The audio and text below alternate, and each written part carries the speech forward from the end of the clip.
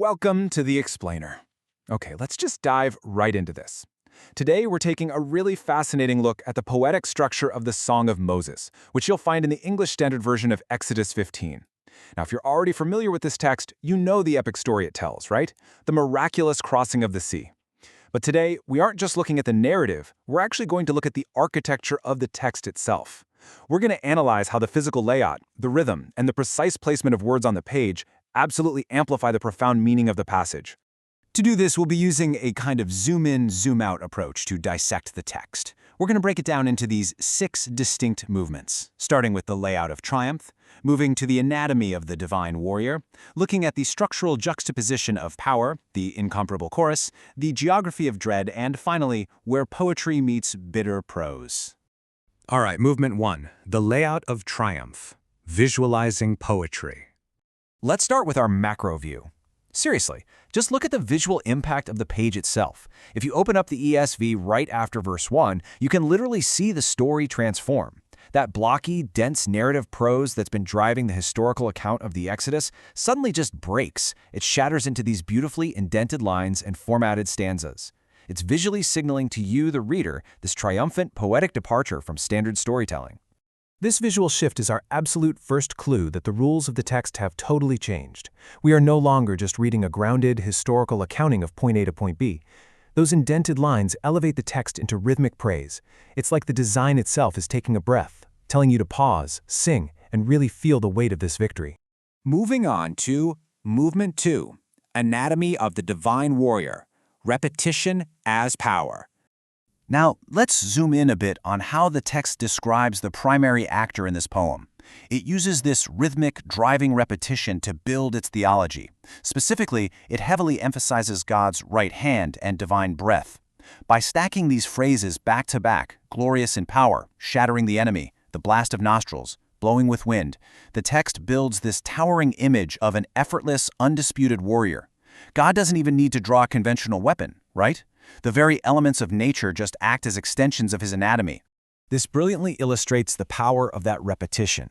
Repeating the exact phrase, "Your right hand, O Lord," on consecutive lines doesn't just create a cool musical cadence, it structurally reinforces the absolute, unyielding dominance of God's action. The poem basically hits you with it twice to make absolutely sure you feel the impact of that shattering blow. Movement 3, structural juxtaposition of power, contrast in action. Okay, you have to see how the poem brilliantly uses contrast here. Look at verse 9 and the rapid staccato repetition of the enemy's boasts. I will pursue, I will overtake, I will divide, I will draw.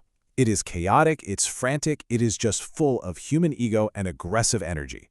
But then, look at what happens in verse 10. That entire frantic paragraph of human ambition is entirely obliterated by God's single sweeping action.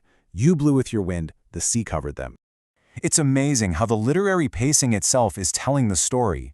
The author purposely makes the enemy sound breathless and overlapping in their threats, only to be silenced in an instant by a single, calm breath from the divine. They sank like lead. End of sentence. End of threat. The pacing on the page does exactly what the sea did to the chariots. All right, movement 4, the incomparable chorus, the thematic center. Moving right into the center of the poem, verse 11 acts as a massive pivot point. Up until now, the poem has been recounting past actions, what God just did to Pharaoh and the sea. But right here, it shifts into a present tense, elevated state of total awe. It steps completely outside of the narrative timeline to ask a rhetorical question that echoes through the rest of the text. This verse functions as the absolute beating heart of the song. It's a thematic chorus that anchors everything before it and everything after it. In fact, this triumphant tone is echoed later in the text's coda. When Miriam the prophetess leads the women out with tambourines and dancing, she structurally repeats this exact opening triumph, mirroring the core message of the song back to the people. On to movement 5, the geography of dread, a poetic progression. So as we zoom back out slightly, the poem shifts its focus away from the waters of the Red Sea and starts looking at the surrounding lands. It doesn't just generically say everyone was scared. No, it methodically lists the surrounding nations in order: Philistia, Edom, Moab, and Canaan. It structurally shows you the ripple effect of the victory spreading outward, almost like a shockwave across the geopolitical landscape. The poem maps out a really definitive step-by-step path here. Check out this incredible contrast. The powerful enemies of the surrounding nations are now paralyzed, rendered still as a stone because of the greatness of God's arm. And right past these stone-like enemies, we see the dynamic, unstoppable movement of the redeemed people, culminating in them being securely planted in God's own sanctuary. The layout creates a perfectly clear runway for Israel's future. Finally, Movement 6, Poetry Meets Bitter Prose, the Jarring Shift. Let's look at the coda and what happens literally right after this magnificent song ends. Notice how the text builds a massive tonal shift. Just as we saw the physical layout break into beautiful poetry at the start, notice how the high, soaring poetry here immediately crashes back down into dense, blocky prose, right at the heading, Bitter Water Made Sweet. The visual layout snaps right back to reality, and honestly, it's a harsh one. This comparison perfectly captures the structural whiplash the text puts us through. In the song, we had elevated poetry, triumphant salvation, dancing, and water acting as a divine weapon of victory.